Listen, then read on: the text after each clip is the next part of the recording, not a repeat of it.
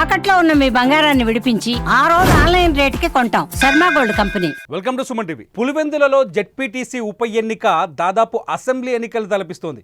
ఇటు అధికార పక్షం అటు ప్రతిపక్షం పోటాపోటీగా చేస్తున్న ప్రచారం ప్రతిరోజు ఘర్షణ వాతావరణానికి దారితీస్తుంటే, ఇటు ఎన్నికలో గెలుపు కోసం రెండు పార్టీలకు సంబంధించిన కీలక నాయకులంతా పులివెందుల్లోనే పాగా వేశారు. అంతేకాదు ఇటు ఎంపీ అవినాష్ రెడ్డి ఈ ఎన్నికని చాలా సీరియస్గా తీసుకుంటే, అటు మంత్రులు కూడా అధికార పక్షం నుంచి మంత్రులు అట్లాగే దాదాపు 20 మంది వరకు ఎమ్మెల్యేలు మాజీ ఎమ్మెల్యేలు వచ్చి అక్కడ ప్రచారం చేస్తున్నట్టుగా తెలుస్తుంది. అంతేకాదు దాదాపు 10,000 ఓట్లున్న పులివెందుల జెడ్పీటీసీలో 5,000 ఒక్కొక్క పార్టీ నుంచి 5,000కు మించిన కార్యకర్తలు ప్రచారం చేస్తున్నారు. అంటే ఒక్క కార్యకర్త చుట్టూ దాదాపు అంటే 2 ఓటర్లకి ఒక కార్యకర్తను పెట్టి ఎన్నికల ప్రచారం చేస్తారు. ఎందుకు పులివెందుల ఉప ఎన్నిక జెడ్పీటీసీ ఉప ఎన్నికకు ఇంత క్రేజ్ పెరిగింది? ఎందుకు పులివెందుల జెడ్పీటీసీ ఉప ఎన్నికని రెండు పార్టీలు రెండు వర్గాలు ఇంత సీరియస్గా తీసుకున్నాయి?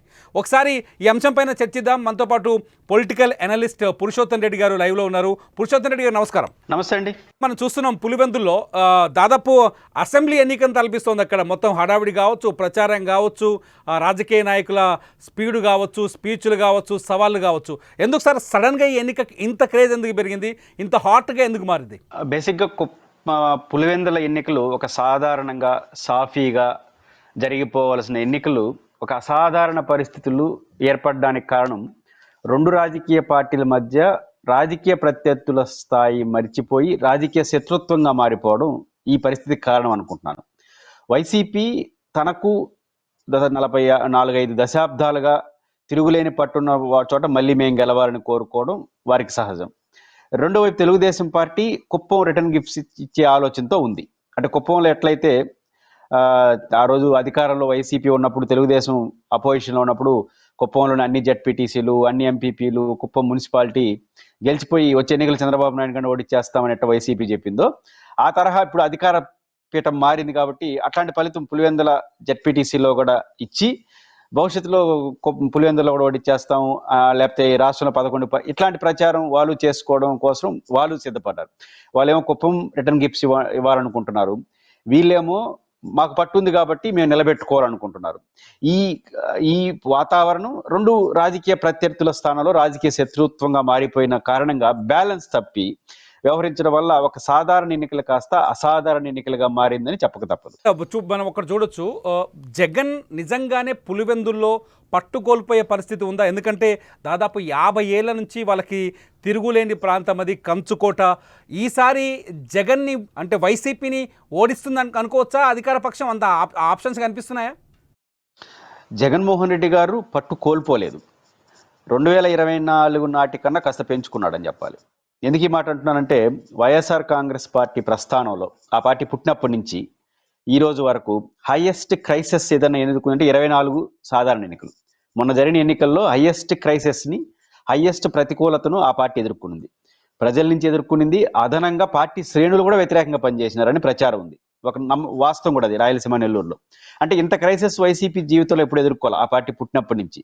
అట్లాంటి ఎన్నికల్లోనే పులివెందుల అసెంబ్లీ సెగ్మెంట్లో 60,000 పైచీలకుతో జగన్ గెలిచాడు. రాష్ట్ర వ్యాప్తంగా ఘోర పరాజయం, 11 సీట్లు చివరి సొంత జిల్లాలో కూడా మెజారిటీ సీట్లు తెలుగుదేశం గెలిచింది. అయినప్పటికీ 64,000 ఓట్ల మెజారిటీతో జగన్ గెలిచారు.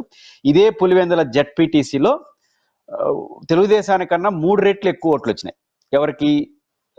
వైఎస్ఆర్ కాంగ్రెస్ పార్టీకి. ఇది ఆ ప్రతికూల పరిస్థితిలో ఆ రోజుతో పోల్చుకుంటే ఈ 1 ఇయర్ కాలంలో మీరు పెరిగారని ఎట్ట అనుకుంటున్నారంటే, ఒక కారణం అంత వ్యతిరేకత ఈరోజు జగన్ గారి మీద లేదు, ఎందుకంటే ఓడిపోయాడు కాబట్టి, ఓడించేశారు కాబట్టి.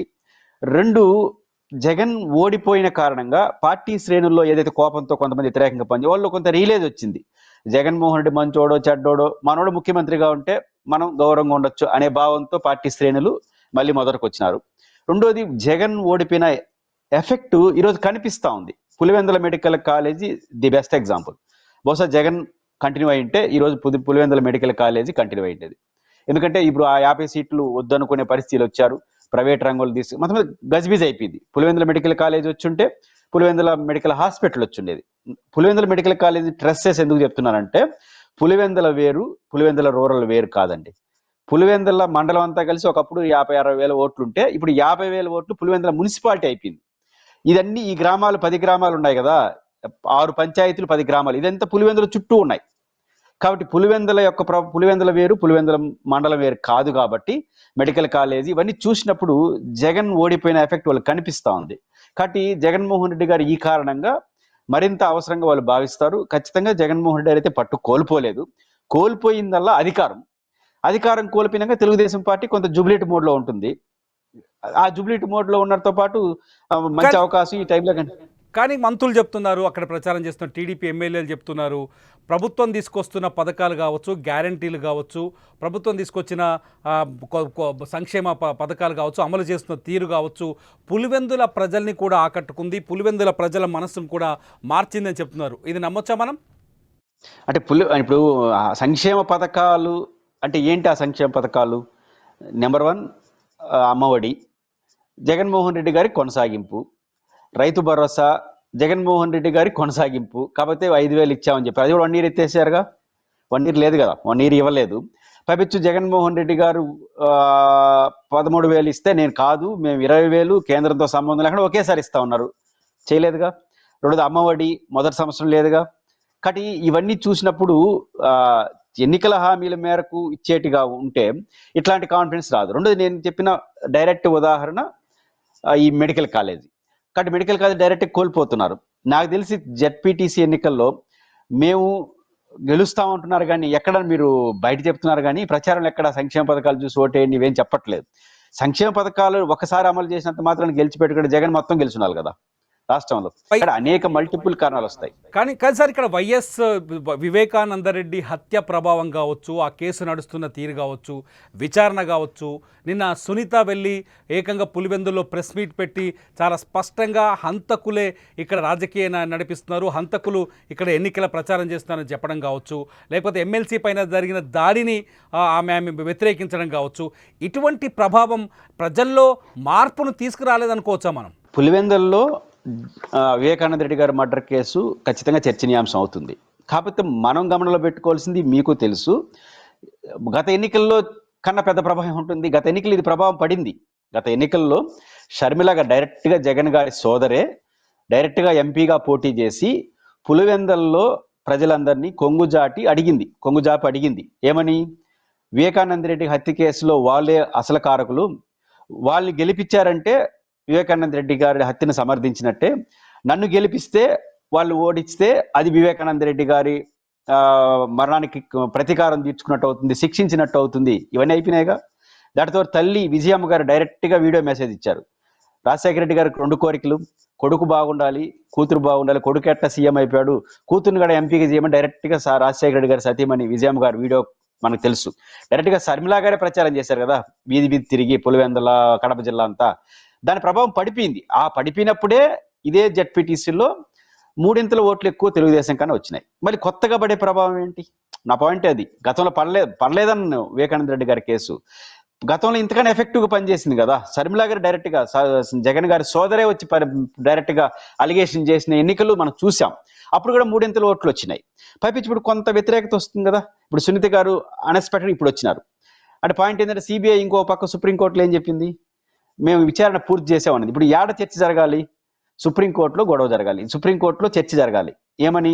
ఇంకా పునర్విచారణ చేయండి, ఇంకా చాలా మందిని విచారించాలి, ఆడ ఫైట్ జరగాలి. సుప్రీంకోర్టులో జరిగింది పులివెందులో ఫైట్ చేస్తే వీళ్ళు ఎవరి కోసం చేస్తున్నారనే స్పృహ కూడా ప్రజలకు ఉంటుంది కదా. కాబట్టి వివేకానంద రెడ్డి గారి కేసు ఖచ్చితంగా పనిచేస్తుంది. ఇంతకన్నా ఎఫెక్టివ్గా పనిచేసినప్పుడే వాళ్ళకి 3 మెజారిటీ వచ్చిందనేది నా పాయింట్.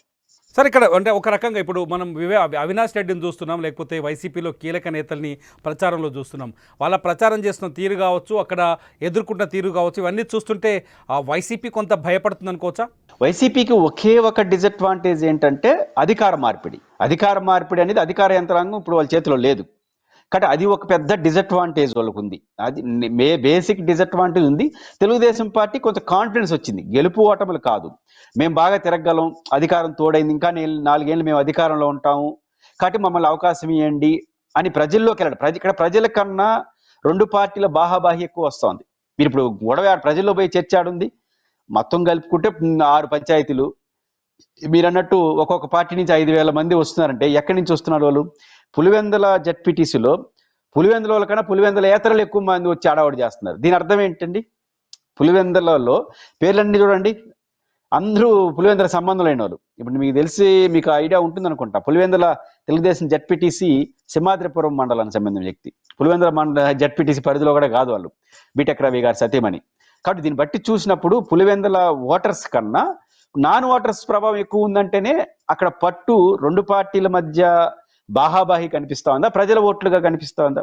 ప్రజల చర్చనీయాంశం పక్కకు పోయి రెండు పార్టీలు నీ బలం ఎంత, నా బలం ఎంత, నీ అధికారం ఎంత, నా అధికారం ఎంత, దీని చుట్టూ నడుస్తుంది కదా. దీన్ని బట్టే ప్రజలకు వదిలేసి చాలా దూరం వెళ్ళిపోయింది. అందువల్ల ఎలక్షన్ కమిషన్ రెండు పార్టీలు బాహాబాకి ఈరోజు సతీష్ రెడ్డి గారు చెప్పిన ప్రెస్ మీట్లు ఇవన్నీ చూసినప్పుడు ఎలక్షన్ కమిషన్ సీరియస్ గా జోక్యం చేసుకొని రెండు పార్టీల ఆరోపణలు దృష్టిలో పెట్టుకొని స్టబన్ డెసిషన్ తీసుకొని ఫెయిర్ అండ్ ఫేర్ గా ఎలక్షన్ జరపాలి. ఎవరు తప్పు చేసినా అరెస్ట్ చేసే పద్ధతిలో ముందుకెళ్తేనే ఈ ఎలక్షన్ సాఫీగా నడుస్తుంది. వైఎస్ జగన్ ని ఎలక్షన్ సీరియస్ గా తీసుకుంటున్నాడు అనుకోవచ్చా మనం? ఎందుకంటే జగన్ ప్రచారం కూడా ఉంటుందని నిన్నదాకా ఒక చర్చ జరిగింది. నో డౌట్ జగన్మోహన్ రెడ్డి ఎటువంటి పరిస్థితుల్లోనూ ఎన్నికల ప్రచారానికి రాడు. బహుశా నాకు తెలిసి రేపు సాయంత్రానికి ఎలక్షన్ ప్రచారం అయిపోతుంది. కాబట్టి ఎవరు వాళ్ళు సర్దుకోవాల్సిందే. ఎన్నికలు ఎలా జరుగుతాయనే దాన్ని బట్టే ఎలక్షన్ రిజల్ట్స్ ఆధారపడి ఉంటుంది. ఇది ఫస్ట్ టైం విచిత్రమైనటువంటి విశ్లేషణ. ఏంటంటే జనరల్గా ఈ ప్రభుత్వ విధానాలు, పోటీలో ప్రతిపక్షంలో ఉన్న వాళ్ళ ఆరోపణలు, ప్రజలు ఏమనుకుంటున్నారు, ప్రజలు దేనికి మొగ్గు చూపి, ఈ చర్చ కాస్త పక్కకు పోయి మాలాంటి వాళ్ళు అనేది ఎన్నికలు ఎట్లా జరుగుతుంది, ఎంతమంది ప్రజలు ఓట్లు వేస్తారు, ఎంత మాల్ ప్రాక్టీస్లు జరుగుతాయి, ఎట్లాంటి గొడవలు జరుగుతాయి, ఏం జరుగుతాయి, ఎలక్షన్ కమిషన్ ఎంత కఠినంగా వ్యవహరిస్తుంది, దీని చుట్టూ ఫలితం ఆధారపడి ఉంటుందనడానికి కారణం రెండు పార్టీలు బాహాబాహి మోహరించడం, చాలా పరిమితమైన ఓటింగ్, 10,000 ఓట్లు అంటే చాలా చిన్న ఓట్లే ప్రజాస్వామ్యంలో. ఈ రెండు కారణాల రీత్యా ఆడ ప్రజల మనోభావాల కన్నా ఎలక్షన్ ఎట్లా జరుగుతుందనే దాన్ని బట్టే పులివెందుల ఫలితం ఆధారపడి ఉంటుందని ఈజీగా చెప్పొచ్చు. Thank you so much Suman టీవీకి మీ విలువైన సమయాన్ని కేటాయించినందుకు. ఇది పులివెందుల్లో మాత్రం సిచ్యువేషన్ బాహాబాహిగా ఉంది. ఎన్నికలు చాలా ఉద్రిక్త భరిత వాతావరణంలో జరుగుతున్నాయని మనం అర్థం చేసుకోవాల్సిన అవసరం అయితే కనిపిస్తుంది. చూడాలి, ఎలక్షన్ రేపు సాయంకాలానికి పులివెందుల జెడ్పీటీసీ ఉప ఎన్నిక ప్రచారం ముగుస్తుంది. సో 12వ తేదీన పోలింగ్ ఉంది. ఎటువంటి పరిణామాల మధ్య ఎన్నికలు జరుగుతాయి. మీరేమనుకుంటున్నారు? పులివెందులలో జెడ్పీటీసీ ఉప ఎన్నికల్లో ఎవరు గెలుస్తారని మీరు అభిప్రాయపడుతున్నారు? మీ అభిప్రాయాన్ని ఖచ్చితంగా ఈ వీడియో కింద రాయండి. చూస్తూనే ఉండండి లైవ్ అప్డేట్స్ కోసం సుమన్ టీవీ డిజిటల్ లైవ్, అట్లాగే సుమన్ టీవీ లైవ్.